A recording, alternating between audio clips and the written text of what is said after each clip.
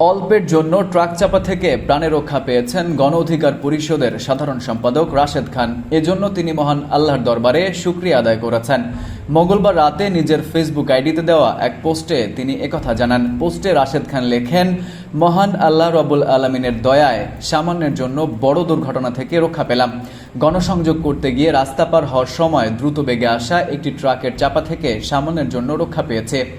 পেছন থেকে আমার শ্যালক আমাকে টান দিয়ে না ধরলে বড় ধরনের বিপদ হতে পারত।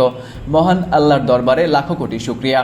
এর আগে দেওয়া এক পোস্টে হাসপাতালে অসুস্থ বিএনপি চেয়ারপারসন বেগম খালেদা জিয়ার জন্য দোয়া চেয়ে তিনি বলেন, সাবেক প্রধানমন্ত্রী বেগম খালেদা জিয়ার জন্য দলমত নির্বিশেষে সবার দোয়া রয়েছে। তার প্রশ্নে ফ্যাসিবাদ বিরোধী শক্তির এই একতা জাতীয় ঐক্যের জন্য দৃষ্টান্ত।